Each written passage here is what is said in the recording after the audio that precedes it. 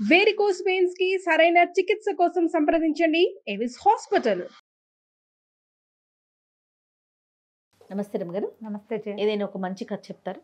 చందమామ కథ చెప్తాము. ఒక ఊళ్ళో ఒక మంచి భూస్వామి ఒక ఆయన ఉన్నాడు. భార్య భర్త, వాళ్ళకు ఒక కుమారుడు ఉన్నాడు, రఘు వాడి పేరు.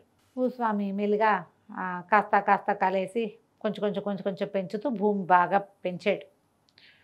బాగా పెంచుకున్నారు.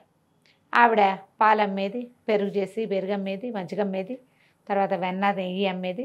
ఆవిడ జాగ్రత్త పర్రాలి. పొదపరు అవటంతో ఆ మగవాళ్ళ ఆస్తులు నిలుస్తాయి. ఆడవాళ్ళ పొదపరితనమే కదా మగవాళ్ళ ఆస్తి పెరగడానికి కారణం. అయితే ఆ ఊళ్ళోనట పేద పిల్ల ఒక పిల్ల ఉండేది, లక్ష్మి. దానికి ఒక నాయనమే ఉంది, అమ్మ నాన్న ఎవరు లేరు.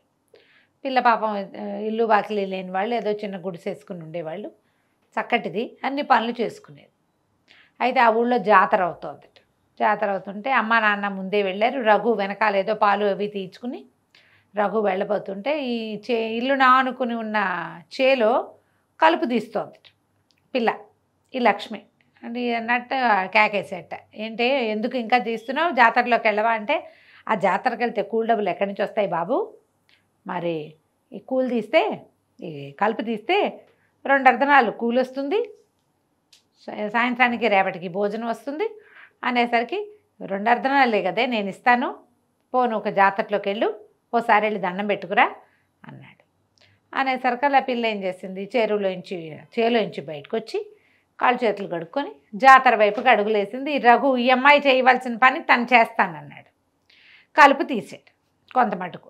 ఆ పిల్ల అక్కడికి వెళ్ళి జాతర దాకా వెళ్ళి ఊళ్ళోనే దండం పెట్టుకుని తిరిగి వచ్చేసారు కల్లా ఇతనికి అలవాట్లేక, ఆ పిల్ల పొద్దు నుంచి పనిచేస్తున్న పిల్ల నవనవలాడుతూ బాగానే ఉంది.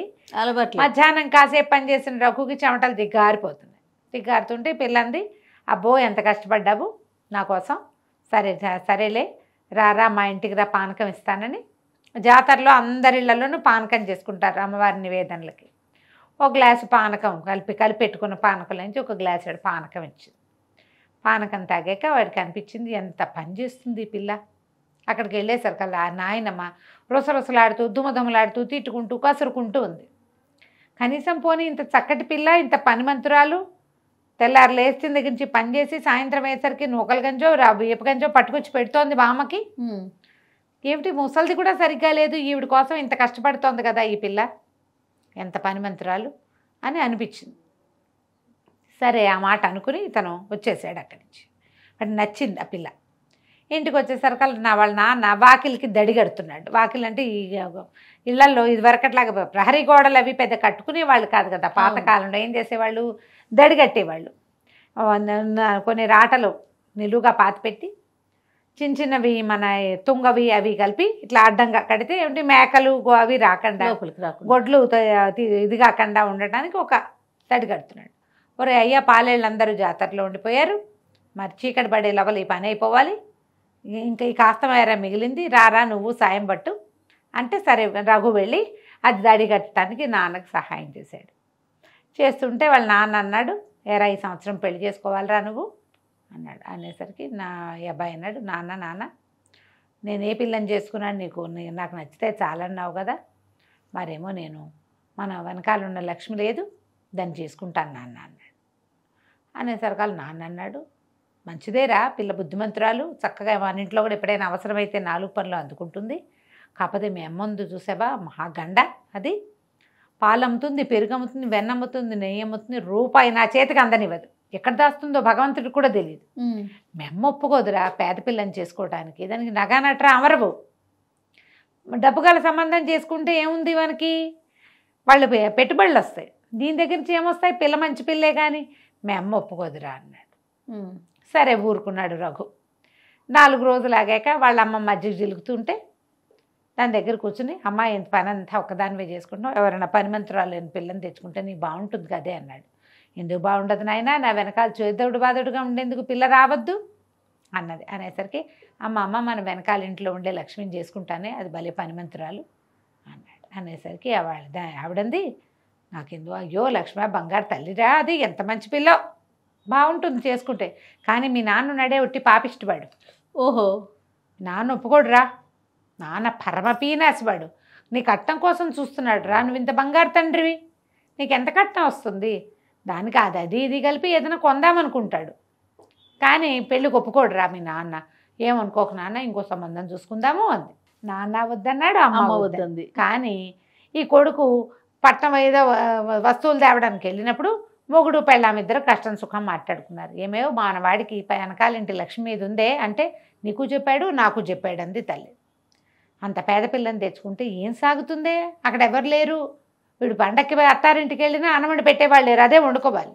ఇక పండగలు లేవు, పబ్బాలు లేవు, వాడి పేరు పెట్టుకుని మనం వెళ్తాలు లేవు, పండక్కి వెచ్చాలు వచ్చేది లేదు, లాంఛనాలు వచ్చేవి లేదు, ఓ బావమరుదులు సరాగాలు లేవు, వియ్యంకులు మన చూసి అగ్గగ్గలాడడం సున్నా, ముసలిది ఎప్పుడో పోతుంది, ఆ పిల్లకి పురుడు పుణ్యం మనమే పోసుకోవాలి. పోనీ దాని దగ్గర పావలా ఉందంటే అర్ధనా కూడా లేదు, ఈ సంబంధం చేసుకోకూడదు. ఇద్దరు డిసైడ్ వాళ్ళిద్దరు ఉద్దేశం అదే. అందుకని ఏమనుకున్నారు, ఈ సంబంధం వద్దని చెప్పాం కదా, ఈవిడికి ఒక వేలు విడిచిన మేనగోడలు ఉంది సుందరి, అది పట్టణంలో ఉంటుంది, దానికి 500-600 రూపాయలు ఆస్తుంది. అది 500-600 ఎప్పటి కదా ఇది, 60s, 60 కూడా కాదు 50s కదా. ఓకే, 500-600 రూపాయలు ఆస్తుంది, దాన్ని తీసుకొద్దాము. దాన్ని 4 సార్లు చూపించామంటే వీడే ఒప్పుకుంటాడు, పిల్ల చక్కగా ఫ్యాషన్గా, అంటే అప్పుడు ఆ రోజుల్లో ఏమైనా వాళ్ళు ముస్తాబు అది చేసుకుని బాగుంటుంది పిల్ల అని ఆవిడ ప్రపోజ్ చేసింది. ఈయనకి ఏమనుంది, ఈయనకున్న 25 ఎకరాలకి పక్కన మంచి 5 ఎకరాల చేను ఒకటి ఉంది, ఒక 200-250 అయినా పెట్టాలి దానికి, 50 రూపాయలు ఎకరం. మన దగ్గర డబ్బు కదపకుండా పైనుంచి డబ్బు వస్తే అది కొడుకు పేరున కొనొచ్చని ఆలోచిస్తున్నాడు. దొరికిందే ఛాన్సు.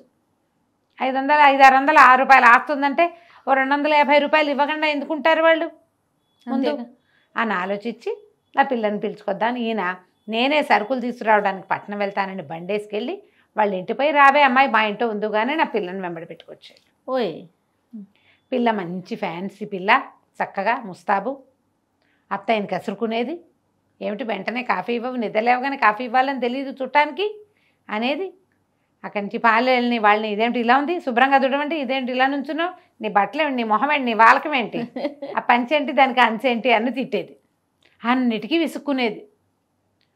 పాలేళ్ళు 2 కూర, పాలేళ్ళు కూర, మీ చుట్టాలమ్మ ఉండగా మేము పని చేయము పోవమా అని వెళ్ళిపోయారు.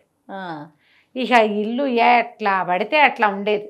ఆ పిల్ల ఒక్క పని చేసేది కాదు, చేయించేది, అత్తగారిని అత్తయ్యని అన్నిటికీ కసురుకునేది. ఏదైనా వస్తువు అట్టించి ఇటు పెట్టమ్మా తీయమ్మా అంటే కింద పడేసేది. ఎన్ని పగలు కొట్టేదో. తన బట్టలు తను ఆరేసుకునేది కాదు, ఆరేసిన బట్టలు తీసేది కాదు, మడత పెట్టిస్తే లోపల పెట్టుకునేది కాదు. అవన్నీ ఎవరైనా చెయ్యాలి. వీళ్ళకి విసుగు పుట్టట మొదలుపెట్టి, ఏం పిల్ల ఇట్లా ఉంది, ఇల్లంతా ఆగంగా, దీని డబ్బులుంటే ఉండొచ్చు కాక, ఏం చేసినా దానికి నచ్చేది కాదు. అంతకుముందు వీళ్ళు పొట్లంగా ఓ పప్పు కూర చారు పెట్టుకునేవాళ్ళు, కూర చారు చేసుకునేవాళ్ళు. ఎప్పుడో పండక్కి పబ్బానికే వీళ్ళు పులుసు చేసుకునే అలవాటు. అది దానికి రోజు పులుసు కావాలి, 10 రకాల ముక్కలు కావాలి అందులోకి.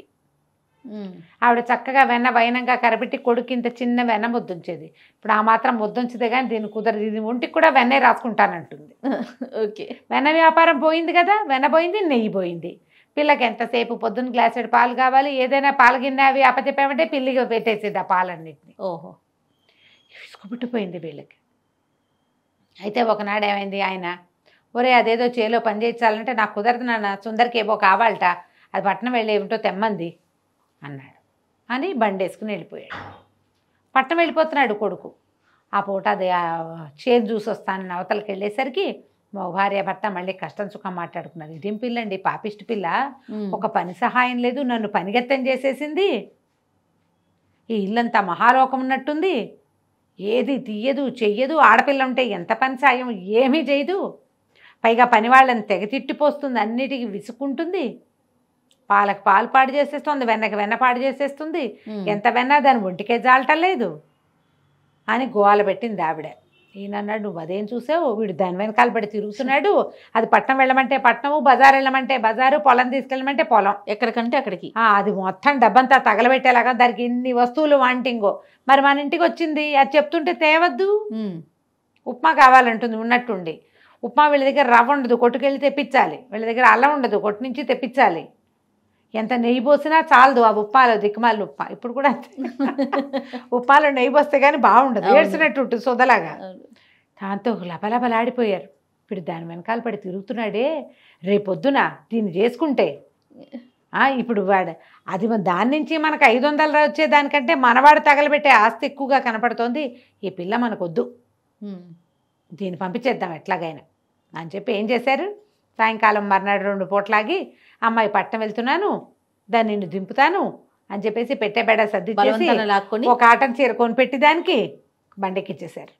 తీసుకుపోయి ఇంటి దగ్గర దింపారు. ఇల్లు చూస్తే నట్టిల్ల, ఐవార్ల నట్టిల్లలే ఉంది.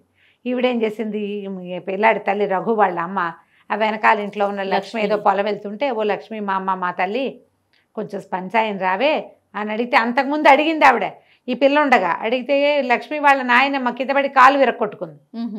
వీళ్ళింట్లో పని సాయానికి వచ్చే అవకాశమే లేదు దానికి. అదేదో ఉన్నది గుట్టుగా పెట్టుకుని నాయనమ్మని చూసుకుంటుంది. మీ నాయనమ్మని దిశూరా, పాలేరుని పంపిస్తా సహాయం, మా ఇంట్లో పడుకోబెడదు కానీ ఆవిడ కూడా పాలు నీళ్లు నేనే చూస్తా, కొంచెం ఈ ఇల్లు వాకిలి సర్ది పెట్టమ్మా, మాతో ఉండు అని బతిలాడుకుంది. ఆ మొగుడు వచ్చేసరికి ఆయన శెట్టిగారు ఈ ఊరి నుంచి రైతు ఇంటికి వచ్చేసరికల్లా వాకిలి ఇల్లు శుభ్రంగా ఉన్నాయి. వాకిలంతా పాడైపోయింది. అత్తయ్య నా చక్కగా పేడబెట్టి అలుగుతోంది పిల్ల. గంట పోయేసరికల్లా వాకిట్లో ముగ్గేసేసింది. వాకిలి చక్కగా తీర్చిదిద్దినట్టుంది పండల్లే. 3-4 రోజుల్లో ఈ నానా సర్వనాశనంగా ఉన్న గదులు ఇల్లు అంతా సవరించి అన్ని చోట్ల పేడతో శుభ్రంగా అలికి ముగ్గులు పెట్టి చక్కగా చేసింది. వెన్న నలకంత వెన్న కూడా పోకుండా మజ్జిగ తిప్పేసేది. గిలకలాగా అన్ని పనులు సవరించడం వచ్చు దానికి. వారం తిరిగేసరికి ఇల్లు పూర్తిగా స్వాధీనంలోకి వచ్చేసింది. మళ్ళీ వెన్న నెయ్యి వ్యాపారం దారిలో పడింది. వీళ్ళకి కూడా స్థిమితం వచ్చింది. ఇంట్లో చీదరలేదు. అంతకుముందు ఆ పిల్ల అరుపులు కేకలు, ఈ పిల్ల పని చేస్తుంది కానీ నోరెత్తదు. వారం తిరిగాక ఈవిడే వాళ్ళ నాయనమ్మ దగ్గర కూర్చుంది. ఎందుకమ్మా పిన్ని ఇట్టా బడి ఉండటం, పై వాళ్ళ ఇంట్లో ఉంటున్నానని నువ్వు బాధపడద్దు, మనం ఒకటి, లక్ష్మిని నా కొడుకు చేసుకుంటాను, నువ్వు అవునని చాలు పెద్దదాని మీద అవుననిపించేసుకుని కొడుకుని అడిగారు, ఏరా లక్ష్మి బంగారు తల్లి దాన్ని చేసుకుంటామని నేను ముందే చెప్పాను, మీరే వద్దన్నారు, ఆ సుందరిని తెచ్చారు, దాన్ని చచ్చాను దాంతో నేను అన్నాడు వాడు. ఆ అమ్మాయి పని చేయకపోతే ఒప్పుకోదు, అందుకని పని చేశాడు.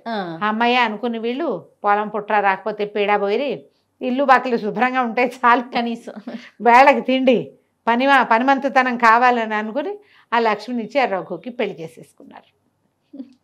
చాలామంది జయ మరి ఇటీవల కాలంలో ఎలా ఉందో తెలియదు కానీ మరి ఐడియాస్ పెద్ద పెద్ద సంబంధాలు కావాలి, ఆడపిల్లలు పైళ్ళ నుంచి తెచ్చుకోవాలనుకుంటారు. మన లెవెల్కి చూడరు, చూడకుండా హై లెవెల్ తెస్తే వాళ్ళకి పాపం వాళ్ళ జీవితం వేరు, వాళ్ళ లెవెల్ వేరే లేనప్పుడు వాళ్ళు వేరే దాంట్లో పనిచేస్తారు. తప్పు పట్టడానికి లేదు, వాళ్ళని అనడానికి కూడా వీలు లేదు, వాళ్ళ ఇష్టం వాళ్ళది కదా. అందుకని ఏంటి నేల విడిచి సాము చేయకూడదు ఎప్పుడు కూడా, అంతే కదా. అవునండి, ఆలోచించండి. పెళ్లి సంబంధాలు చూసేటప్పుడు జాగ్రత్తగా మీ వాంటింగ్స్కి సరిపడా అవతల వాళ్ళు ఉన్నారా లేదా అనేది ఆలోచించండి. అమ్మాయి అబ్బాయే కాదు, వాళ్ళ పరిసరాలు పరిస్థితులు కూడా ఆలోచించాలి, అవి కూడా కావాలి. అయితే ఇదివరకట్లాగా తెలిసిన వాళ్ళ సంబంధాలు చెప్పడం ఈ రోజున లేదు కదా. మ్యాట్రిమోనియల్స్లో చూస్తాము, ఏదో 4-5 మ్యాచింగులు చూస్తాం. అసలు మ్యాచింగ్ ఏంటంటే కంపాటబిలిటీ. కంపాటబుల్ థింగ్స్ ఎప్పుడు వస్తాయి, ఒకే రకమైన వాతావరణంలో పెరిగితే కంపాటబిలిటీ ఉంటుంది అనుకుంటున్నాం. కనీసం అదే కొంచెం దాని గురించి కూడా ఆలోచించి చేసుకోండి పెళ్ళిళ్ళు. కంచికి మనం ఇంటికి. నమస్తే గారు. నమస్తే.